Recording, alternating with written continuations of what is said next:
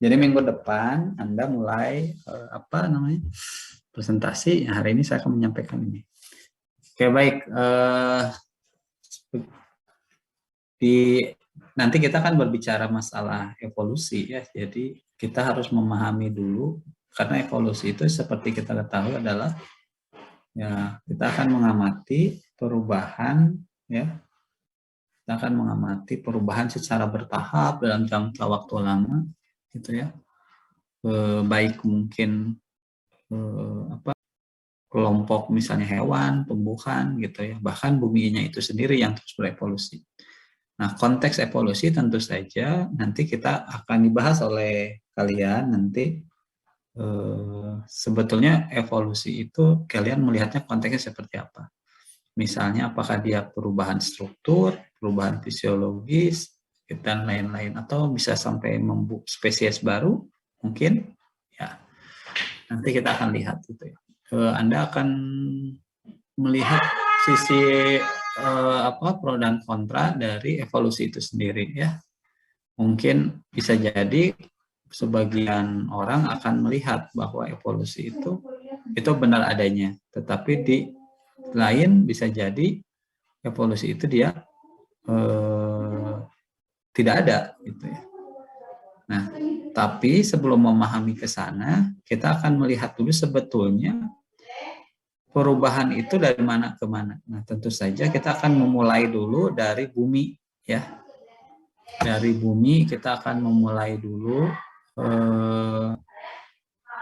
sejarah bumi itu seperti apa sampai sekarang, sehingga kalian bisa tahu misalnya menurut hasil kajian ilmiah kapan sih pertama kali tumbuhan ada, kapan kelompok inver pertama ada, kapan vertebrata pertama muncul, kapan manusia pertama hadir. Nah, dari rentang waktu itu kita akan mempelajari. Nah, ini ada salah satu PowerPoint yang menarik gitu ya dari LIPI juga ini ya tentang waktu geologi. Nah, kita akan melihat pengelompokan. Nanti sebelum masuk, kalian dalam skala waktu geologi nanti ada istilah-istilah.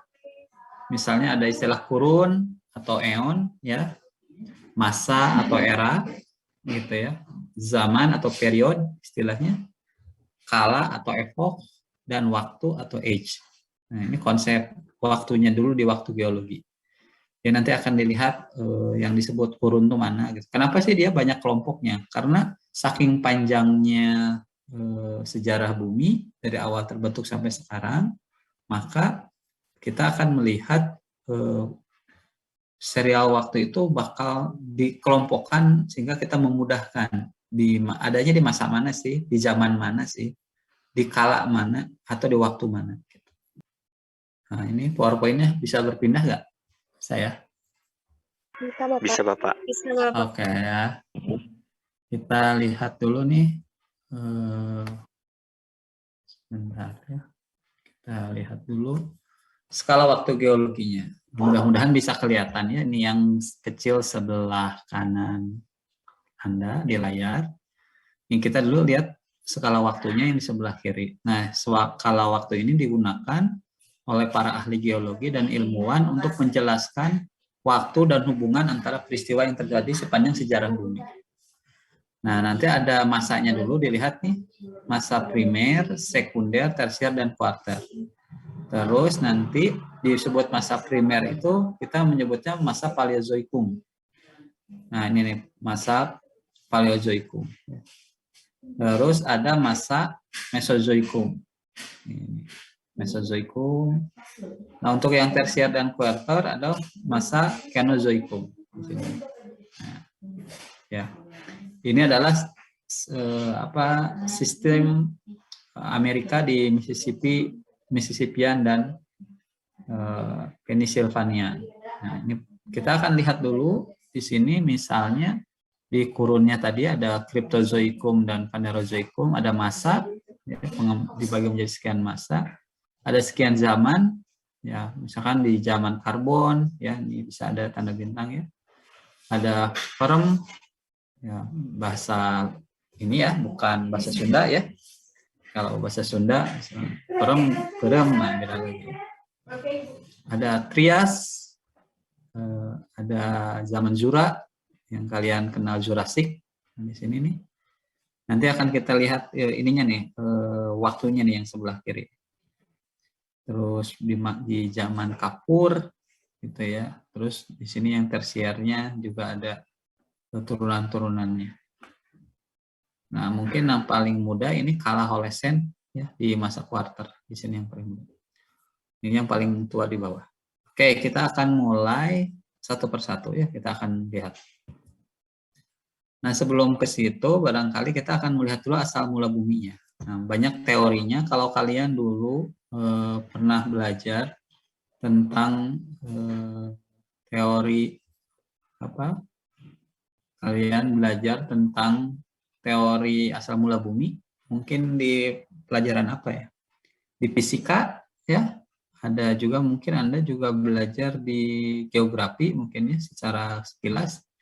Teori-teori asal mula bumi.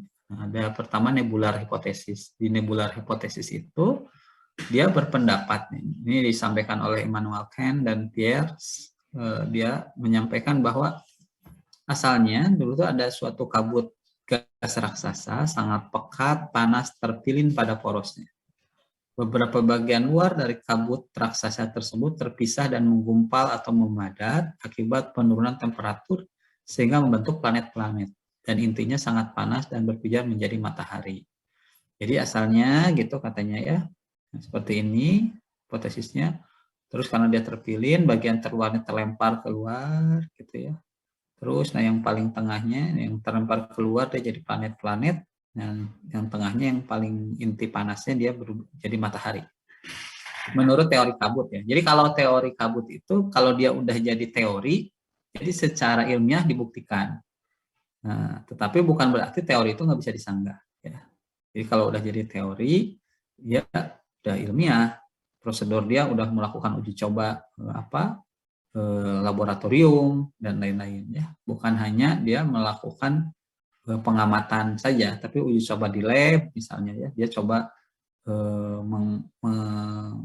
menganalogikan membuat di ruang angkasa misalkan dengan tekanan sekian dan lain dia hitung, terus ada suatu kabut raksasanya sama dia dikasih suhu sekian, dipilin, diputar pada poros seperti ini. Itu kan teorinya ya.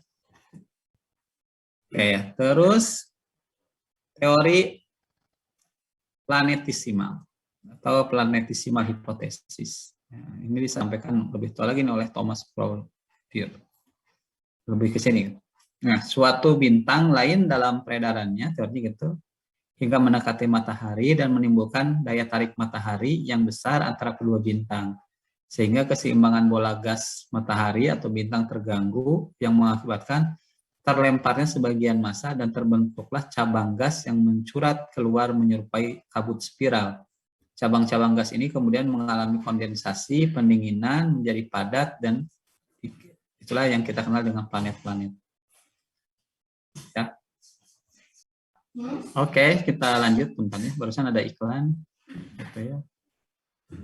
Nah, jadi kalau yang tadi, teori yang pertama ya bedanya ya. Dia itu nggak, si mataharinya itu dia dianggap bukan bintang tuh. Jadi dianggapnya gumbalan kabut aja ya.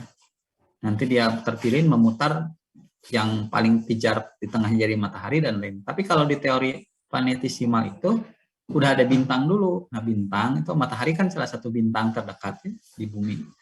Nanti dia ketemu dengan bintang yang lain. Nah, keseimbangannya terganggu ya. Terlemparlah ekor masanya gitu ya ke sekitaran matahari yang kita kenal dengan sekarang planet-planet itu. Seperti itu ya. Nah, jadi kalau Anda ingin lihat sebetulnya mungkin nggak sih si matahari itu dia asal si planet itu dari matahari ya, kalian coba pelajari karakter matahari seperti apa. Matahari itu dia masanya itu energinya itu dari masa ke masa makin turun betulnya ya.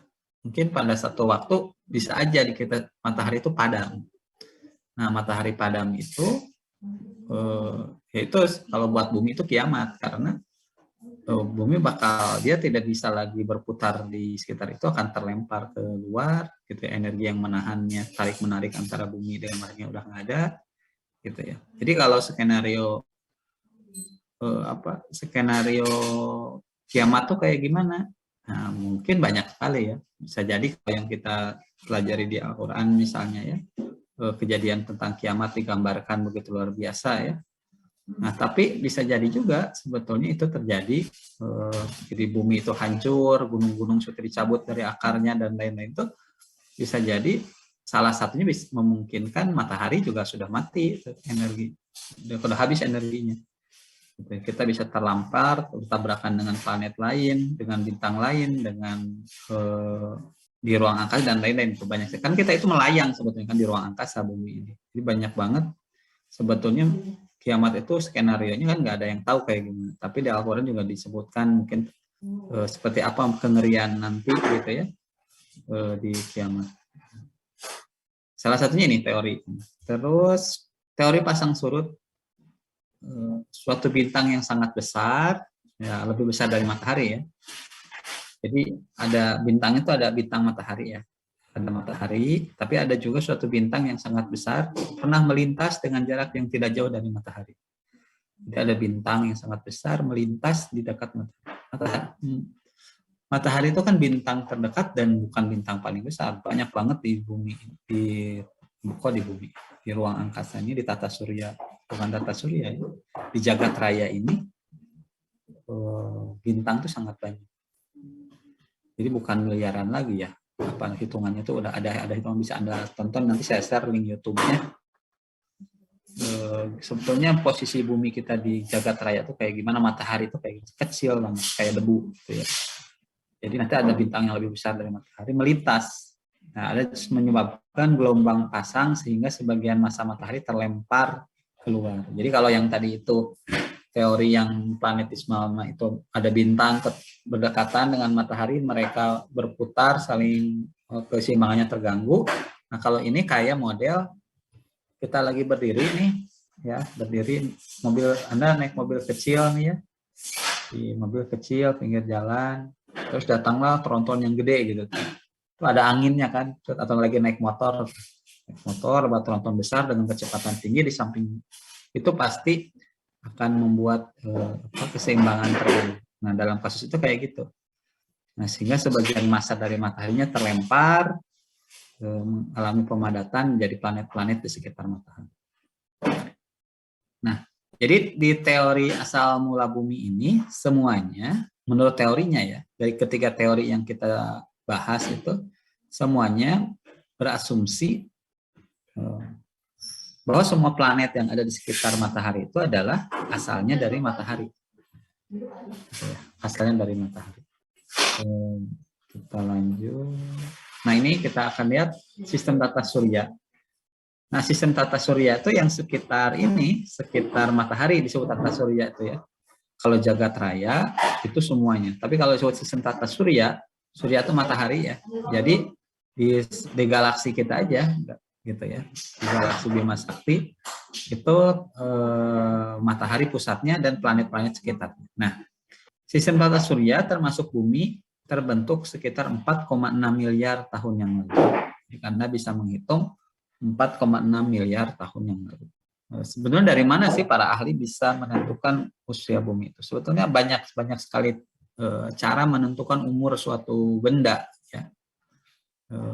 Kalau benda saja misalnya Anda mengetahui menemukan fosil misalnya ya, oleh para ahli ditangkap, oh ini waktunya dihitung, oh ini dari 100 tahun sebelum Masehi misalkan, atau dari tahun 1800-an. Itu dari mana? Ya, sebetulnya dihitung pakai dating karbon salah satunya. Meskipun sekarang ada teknologi terbaru, tapi secara umum para ahli paleontologi atau mungkin ahli-ahli di bidang kimia menghitung umur benda itu dari peluruhan karbonnya. Jadi bisa Anda pelajari, dicari gimana sih sebetulnya cara peluruhan karbon. Dulu mungkin pernah belajar di kimia ya, bagaimana peluruhan karbon. Dia bakal ketahuan, jadi bisa dihitung waktu paruhnya tuh, dihitung sampai ketahuan berapa ratus tahun usia benda itu. Paham ya? Jadi semua yang ada di bumi ini sebetulnya bisa dihitung usianya itu dari mana, berapa ratus tahun ke belakang dan lain-lain. Jadi kalau kita menentukan, oh kita menemukan fosil usianya 100 tahun sebelum Masehi. Berarti kan kita sekarang 2021 Masehi. Berarti usia dia berapa tahun? Fosil itu. Berapa tahun usianya? Ditemukan fosil 100 tahun sebelum Masehi. Jadi berapa tahun usianya? Ya hitung. Ada yang bisa ngitung nggak? Ayo hitung-hitung. Nggak ada yang bisa ngitung nggak? Nggak ada yang jawab? Oke, kita lanjut saja lah. Ya.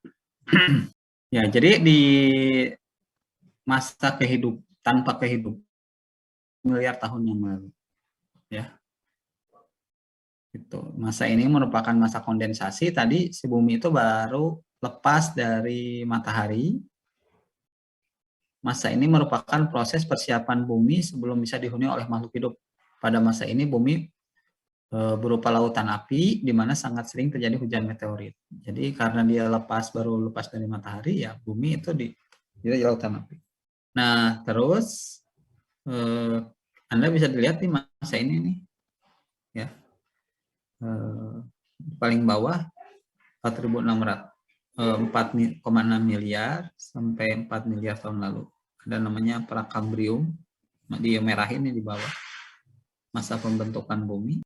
Nah, terus di masa Prakambrium juga ini ada nanti masa Arkeozoikum, masa kehidupan purba. Jadi dari 4 miliar sampai 2,5 miliar tahun yang lalu. Masa ini merupakan masa pembentukan litosfer, hidrosfer, atmosfer. Masa bermunculan kehidupan paling primitif yang bermula di dalam samudra berupa mikroorganisme dari jenis bakteri dan ganggang. Fosil tertua yang ditemukan adalah cyanobacteria salah satunya, ya, stromatolith dan cyanobacteria. Masa pembentukan litosfer, hidrosfer, atmosfer serta awal muncul kehidupan di sini, ya. Masa Arkean atau Arkeozoikum. Nah, jadi masa ini masa kehidupan purba. Bisa dilihat. Kita lanjut. Masih di masa Prakambrium ada namanya masa Proterozoikum atau masa kehidupan awal. Masa kehidupan awal. 2, miliar sampai 540 juta tahun yang lalu. Jadi berapa tahun nih? Ada yang bisa ngitung? Berapa tahun berarti ini?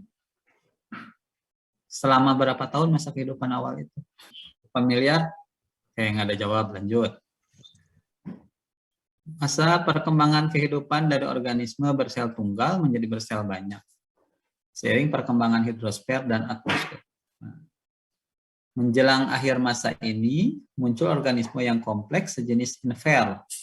Jadi sudah mulai nih di masa ini, menjelang akhir ya, berarti menjelang 540 juta tahun lalu.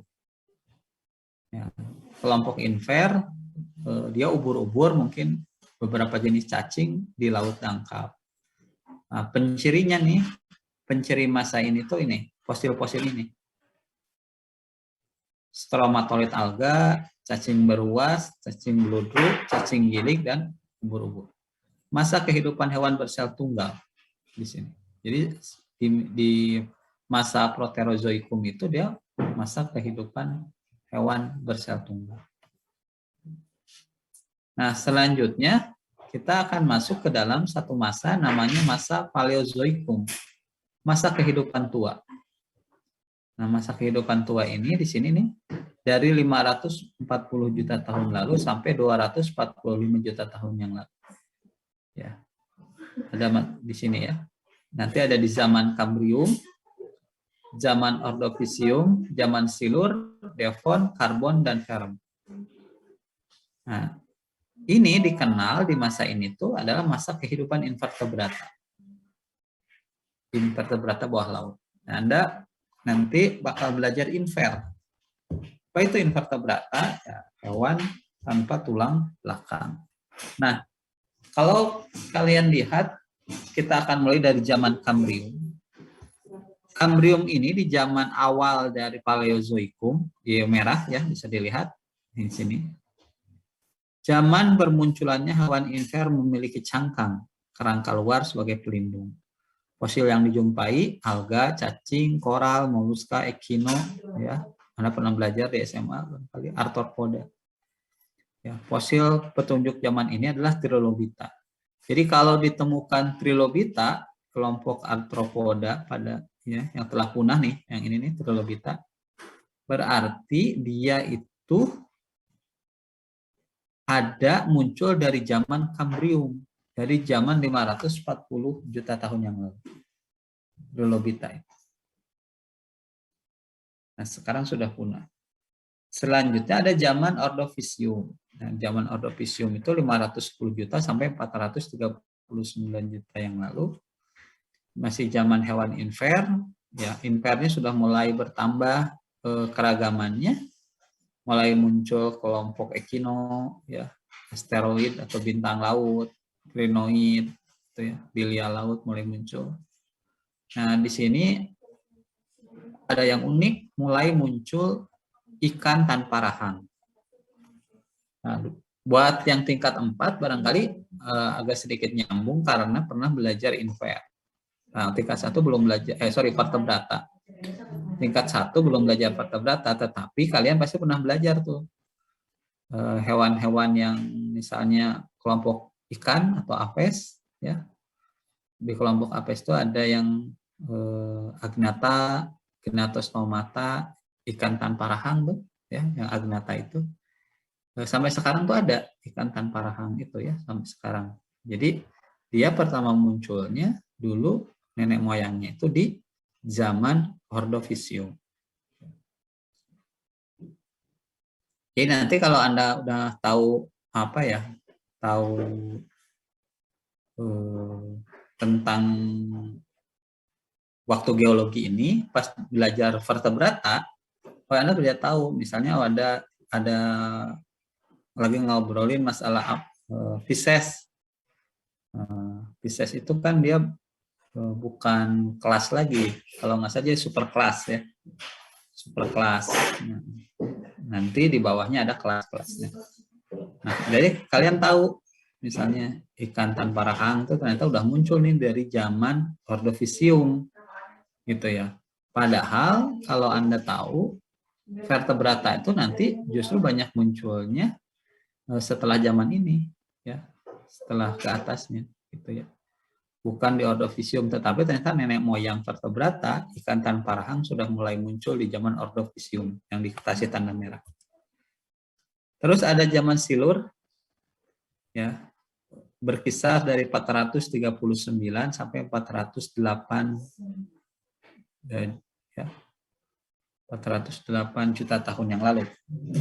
Di zaman ini mulai terjadi migrasi kehidupan air ke darat. Nah ini menarik nih.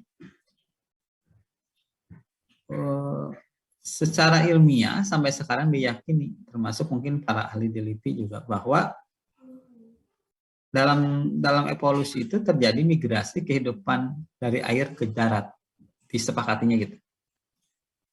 Muncul tumbuhan darat, di dalam laut hidup kalajengking raksasa dan ikan berahang disertai ikan berperisai tulang. Jadi sudah mulai ada ikan berahang di zaman Silur.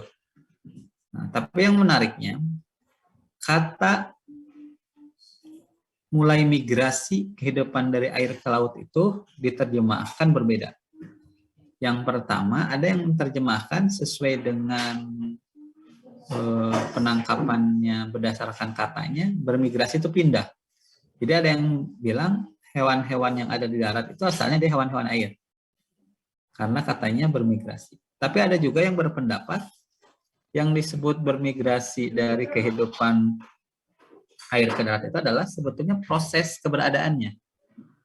Ya, jadi asalnya umumnya di zaman Ordovisium itu hampir nggak ada kehidupan di darat tuh. Semua adanya kehidupan di air. Nah, pada zaman Silur kehidupan darat mulai ada. Jadi migrasi itu dalam konteks itu bukan pindah, tetapi kemunculan bertahap setelah. Nah, bisa kita ya bisa dipahami ya. Jadi dalam konteks yang disampaikan bermigrasi ini harus berhati-hati. Nah, karena bagi para evolusionis, kalau demikian, oh berarti kadal yang ada di darat itu dulunya ikan dong yang dari di laut, gitu ya, misalnya. Kan dia bermigrasi itu. Nah, di gambar-gambar, di contoh-contoh, bukan foto ya, tapi gambar digambarkan bahwa migrasi dari dari laut atau dari air ke darat itu digambarkan dia berubah secara struktur menjadi hewan darat. Padahal kalau kita melihat amfibi, jadi nanti kita agak lari dulu ke vertebrata. Di amfibi itu kan dia memang secara kehidupan telur dan masih mudanya ada di air memang. Karena struktur bernapasnya menggunakan kulit. Nah, ketika struktur bernapasnya mulai berubah, berkembang menjadi paru-paru, dia perlu udara, bukan yang ada di air udaranya, tapi udara yang di atmosfer. Itu yang amfibi terjadi, sehingga dia pindah ke darat. Tapi kan itu dari dulu juga sampai sekarang seperti itu. Paham ya? Untuk memaknai kata migrasi harus hati-hati. Zaman migrasi dari air ke darat harus hati-hati. Selanjutnya ada zaman Devon, atau zaman Devon itu zamannya ikan. Jadi di masa Paleozoikum itu ada yang tadi di Ordovisium sudah mulai ada ikan tanpa rahang. Di Silur tadi sudah mulai beberapa jenis ikan yang ada rahangnya. Nah, kalau di Devon ini memang di zaman sangat melimpah kelompok Pisces ini. Zaman perkembangan jenis ikan dan tumbuhan darat. Jadi tumbuhan daratnya kalau Anda lihat dimulai umumnya tumbuhan darat itu dari kelompok paku raksasa misalnya. Di zaman Devon ini selain memang ikan mulai banyak, amfibi mulai ada. Nah, amfibi mulai ada.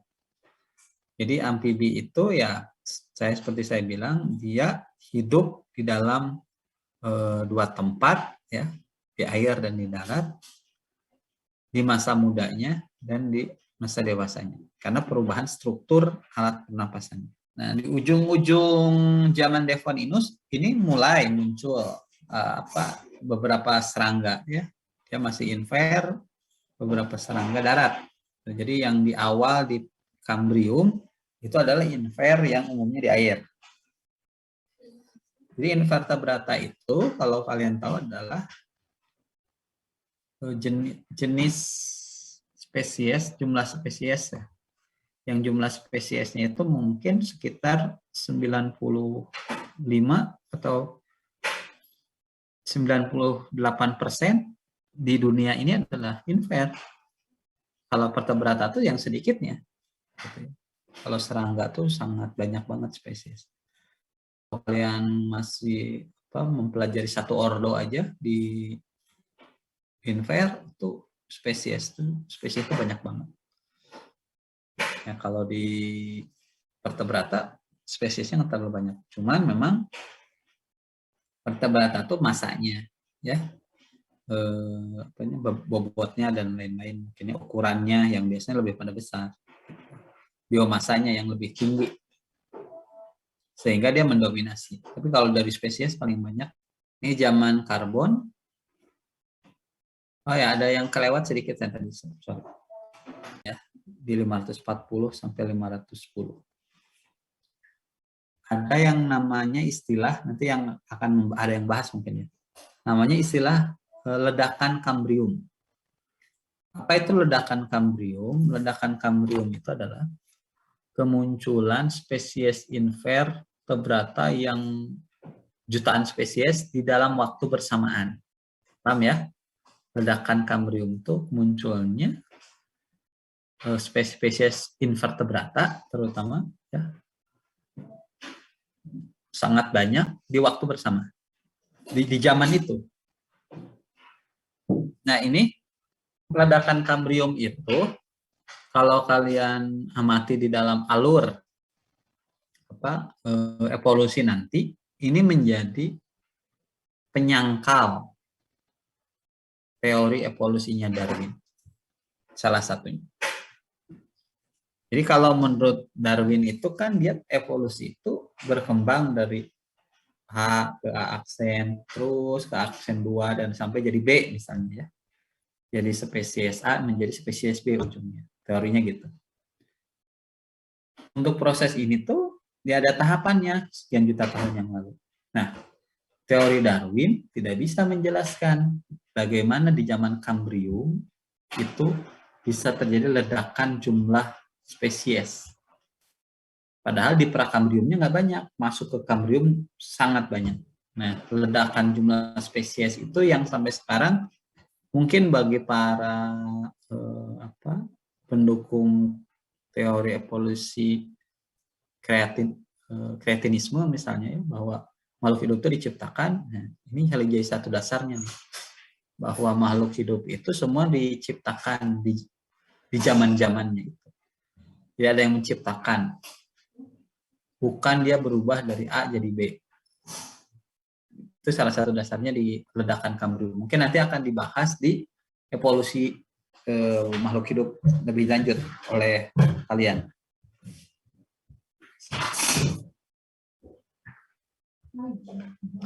Selanjutnya ada zaman Perm. Nah, zaman ini adalah zaman reptilia mirip mamalia. Zaman perkembangan hewan reptil yang mirip mamalia, munculnya serangga modern, datang tumbuhnya tanaman konifer, ginkgo primitif, gitu ya. Makanya kalau kalian belajar botani kalau Bopan ya, kalau nggak salah Bopan, itu pasti bakal dikelompokkannya itu dari tumbuhan-tumbuhan primitif tuh dari kelompok konifer kan, terus dari ada ginkgo ya, kalau nggak salah Anda belajar ginkgo biloba contohnya. Dia itu contoh tanaman primitif yang memang pertama kali muncul di zaman Perm 290 juta tahun lalu. Nah, dia jadi nenek moyang untuk perkembangan tumbuhan-tumbuhan yang berpembuluh ya seperti sekarang misalnya tumbuhan-tumbuhan modern seperti sekarang. Ya, terus di masa Mesozoikum, nah ini 245 sampai 65 juta tahun yang lalu. Nah, di sana tuh di masa Mesozoikum tuh ada 3 zaman, Trias, Jura, dan Kapur. Masa kehidupan ini, masa kehidupan reptil. Jadi di Mesozoikum ini yang paling dominan, mendominasi bumi waktu itu adalah kelompok reptil. Kita akan lihat zaman Trias dulu, ya paling tua di zaman ini. Di zaman ini sebetulnya dinosaurus sudah mulai ada nih. Ini juga menarik nih, ada sebetulnya dinosaurus itu ada nggak ya? Dinosaurus itu ada nggak ya? Hewan berukuran seperti dino itu. Sampai sekarang dalam kajian ilmiah itu ya semua sepakat bahwa zaman dinosaurus itu memang ada. Itu ya, dengan ditemukannya fosil. Ada yang menyebutkan mungkin fosilnya dirangkai palsu dan lain-lain. Temuan-temuan seperti itu di sebelum tahun 90-an mungkin bantahan seperti itu bisa aja. Tapi setelah tahun 90-an dengan perkembangan teknologi yang lebih canggih, pendokumentasian yang lebih komprehensif oleh para ahli, penemuan-penemuan fosil itu sebetulnya jadi tidak meragukan lagi. Ya, ditemukan kerangka dengan ukuran sekian, postur sekian. Nah, yang menjadi yang menjadi keraguannya barangkali bagaimana si kerangka ini, kerangka yang ditemukan direkonstruksi seperti halnya misalnya kalau dinosaurus kan jenisnya banyak ya. Kalau kalian senang dinosaurus, jenisnya tuh banyak banget. Nah, jadi direkonstruksi jadi seperti itu, jadi ada yang tampilannya. Nah, kalau mungkin kalau untuk hal itu bisa jadi keakuratannya nggak bisa sampai 100% ya. Tetapi secara umum si struktur fosil tulang itu ada. Nah, di zaman Trias ini amonit melimpah. Amonit itu kayak gini. Jadi kalau kalian jalan-jalan ke daerah bebatuan tua, misalkan daerah Geopark, gitu ya, terus ada di batu-batu karang menemukan struktur seperti ini, gitu ya. Mungkin Anda pernah melihat di batu-batu karang, nempel. Nah, ini namanya amonit. Dia itu ciri dari zaman Trias. Ya, zaman Trias. Jadi kalau ditemukan, oh berarti bebatuan itu dari sana. Jadi kenapa bisa tahu misalkan geopark di Ciletuh itu dia dari sekian ratus juta tahun yang lalu bebatuannya, yang terangkat dari dasar samudra dan misalnya dan lain-lain itu. Gitu ya. Di keunikan-keunikan bebatuan di wilayah geopark itulah yang menyebabkan geopark jadi unik. Karena dia dilihat dari pilarnya, ya salah satu bukan pilarnya. Salah satu kunci dari geopark itu ya geodiversity-nya, keragaman bebatuannya berdasarkan sejarah masa lalunya. Oke, terus di sini juga mamalia pertama mulai muncul, gitu ya. Mamalia pertama itu kayak kura-kura penyu itu mulai munculnya di zaman Trias ini. Jadi dikenal zaman Trias itu dikenal zaman amonit dan reptil. Oh ya, saya tuh lupa ya dari tadi. Bentar ya. Nah, kalau gambar ini misalnya dari perem ya, dari sebelum juga ada. Nah, di bagian ininya tuh ada tuh. Di bagian bawah tuh gambar peta bumi, ada nggak, lihat nggak? Peta bumi nih. Ya. Nah, si peta buminya itu ada ya. Setiap peta bumi itu setiap zamannya tuh berubah. Yang zaman Trias, nanti tuh jadi zaman Jura. Nah, nanti bakal dibahas oleh kelompok yang akan datang yang minggu depan tentang Pangea gitu ya.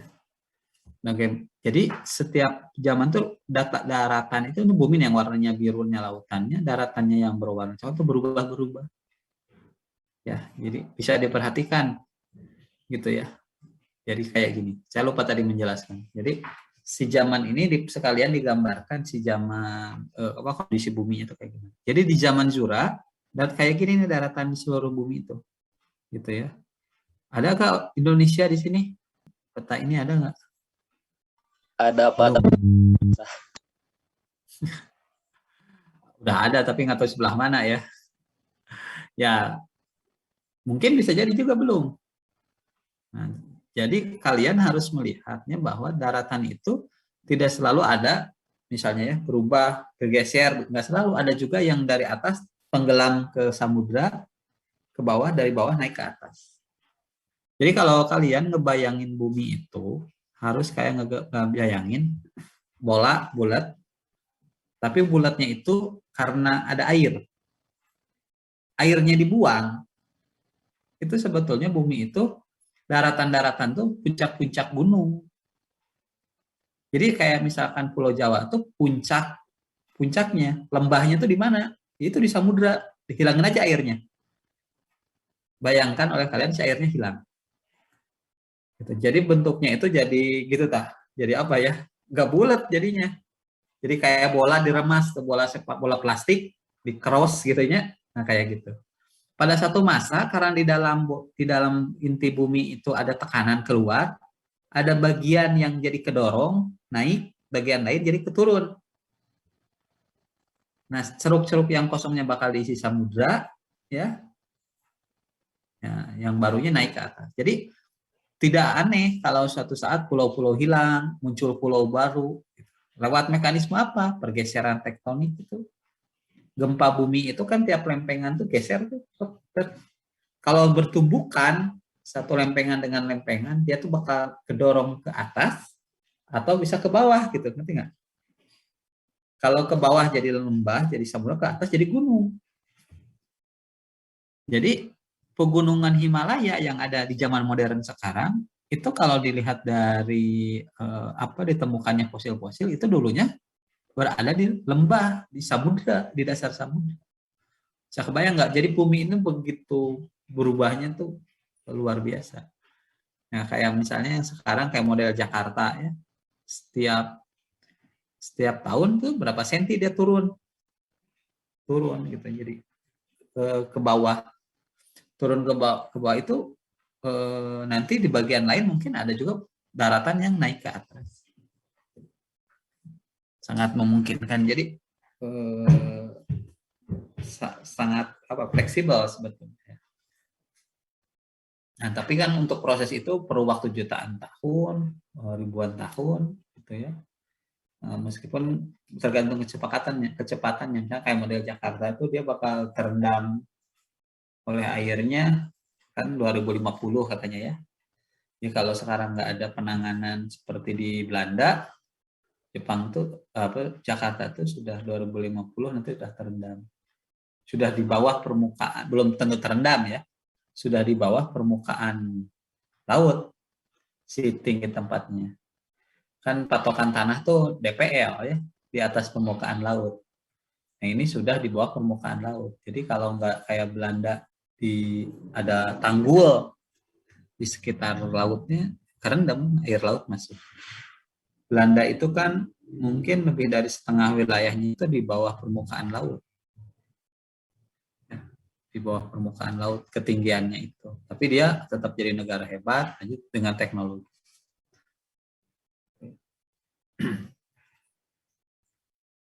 Oke, terus zaman Kapur nih bisa dilihat kayak gini. Pulaunya. Zaman Kapur ini puncak kejayaan sorry. Yang kelewat tadi. Ini zaman Jura dulu, Zaman Jura ini zaman dinosaurus menguasai daratan. Jadi di daratan tuh hewan-hewan tuh paling banyak dinosaurus. Mulai juga mungkin ada juga yang mulai terbang burung gitu ya. Jadi di zaman ini hampir semua hewan yang punya biomasa paling besar ya dinosaurus dengan berbagai variannya. Karena saya kurang tertarik dinosaurus, jadi nggak pernah mempelajari jenis-jenisnya banyak. Tapi selintas di buku anak saya cukup banyak ternyata. Dinosaurus itu mulai dari yang pemakan tumbuhan, hewan, banyak banget. Tapi secara prinsip umumnya memang dia besar, ada yang ukurannya kecil, ada yang larinya cepat, ada yang lambat, dan lain-lain.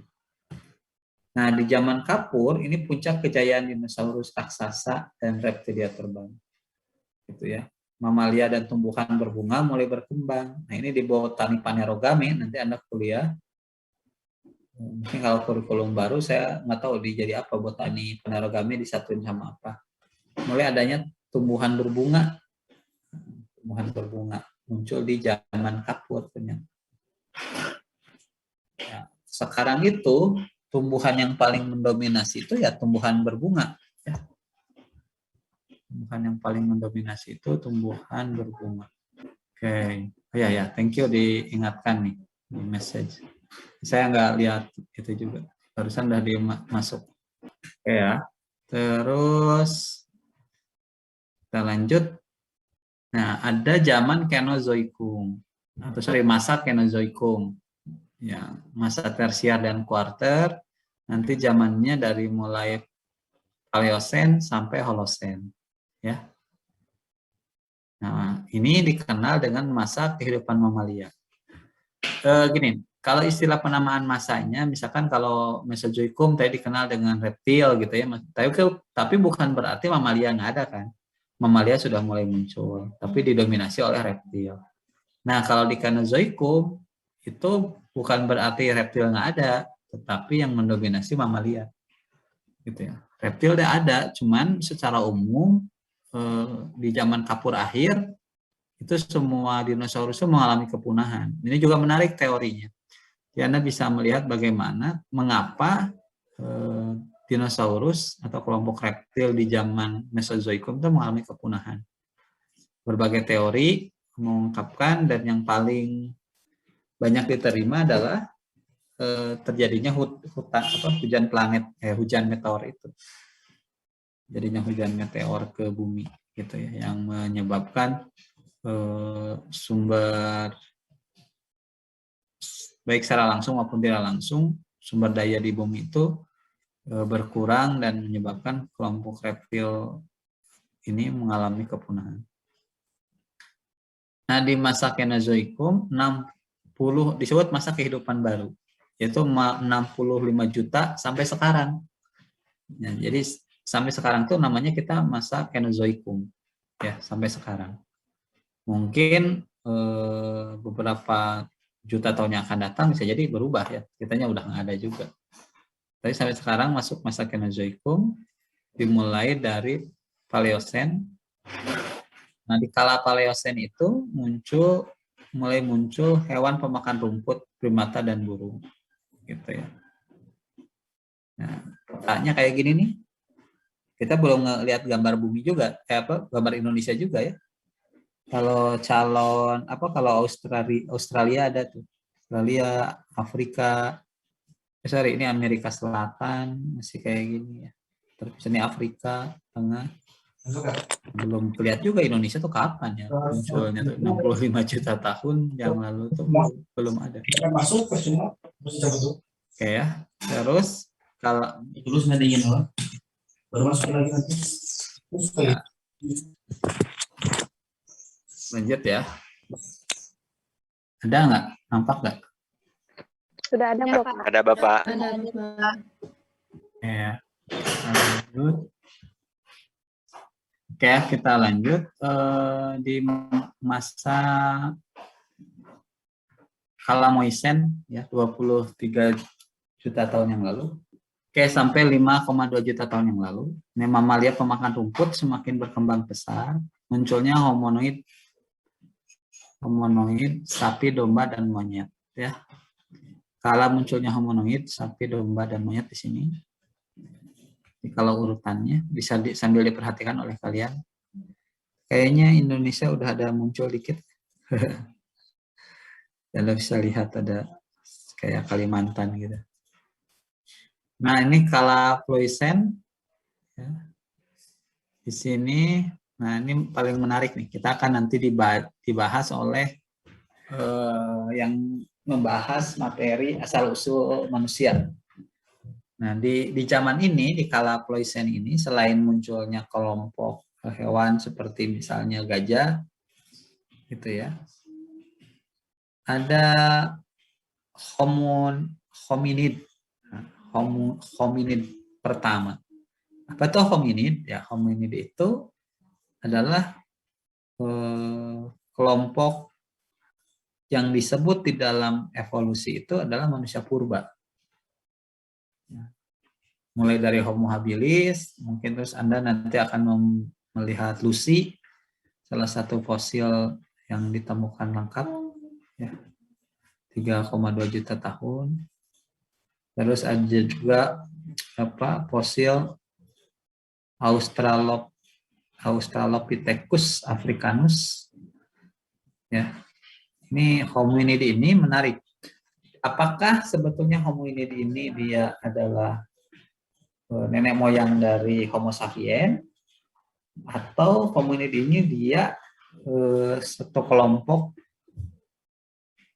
yang secara struktur mirip dengan Homo sapiens?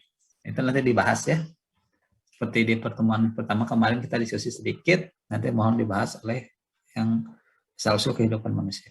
Di kala Pleistosen ini ya, bisa dilihat oleh kalian, ini disebut kala manusia purba.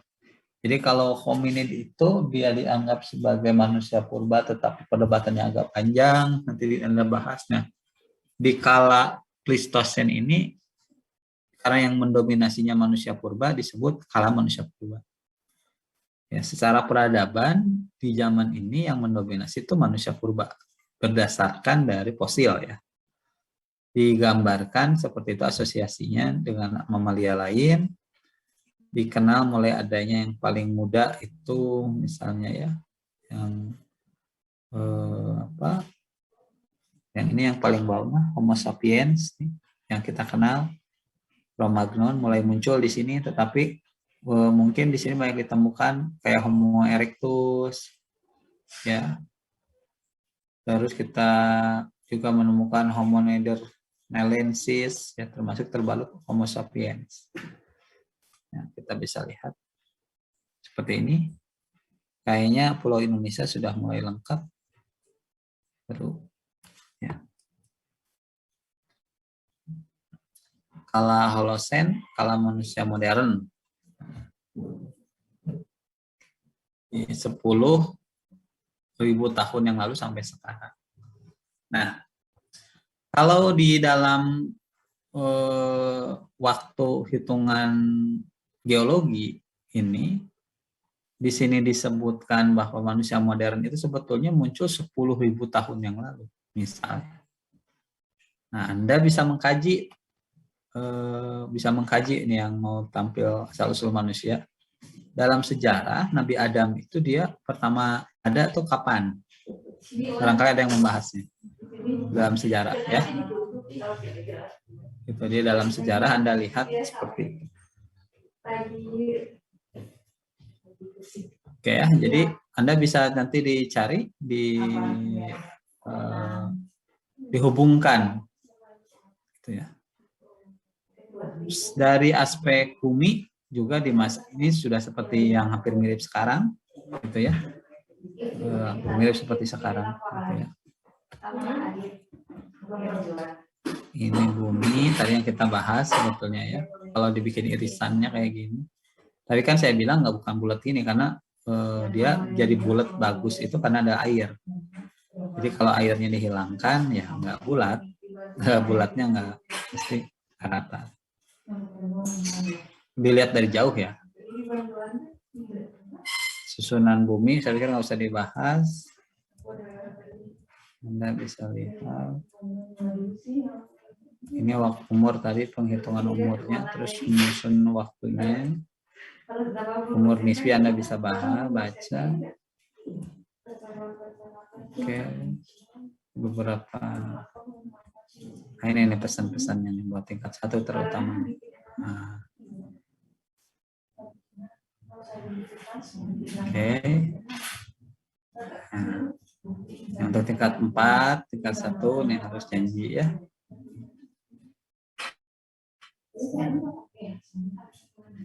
Tapi harus diingat ini ya. Jadi IPK-nya nggak akan ditanya nanti sama malaikat ya. Tapi proses mendapatkan IPK-nya yang ditanya. Kamu belajar nggak? Belajar itu proses ibadah ya. Nah, terus dapat IPK-nya gimana? Nyontek misalnya. Nah, itu yang nanti jadi bakal dihisabnya itu. Bukan IPK-nya, tapi proses dapat IPK-nya nanti yang akan dihisab. Jadi, penting belajar itu sebetulnya tentu saja kita belajar tuh mencari ilmu. Ya, prinsip kita belajar tuh cari ilmu, ibadah. Nah, masa iya sih sambil ibadah nyuri gitu kan? Aneh. Nah, jadi kalau yang pernah punya pengalaman dulu suka nyontek, ya insaf sebelum mumpung masih ada waktu lah. Sebelum nanti kita dihisab terkait ini. Ya. Jadi belajar itu penting, itu yang dihargai. Apakah yang kita dapatnya mungkin dari ilmu dari evolusi lah misalnya ya. Ada yang dapat ilmunya secangkir, ada yang seember, itu nggak jadi masalah. Tapi yang penting prosesnya ditempuh. Oke ya, seperti itu. Silahkan kalau ada yang ingin ditanyakan dulu. Kita masih punya waktu.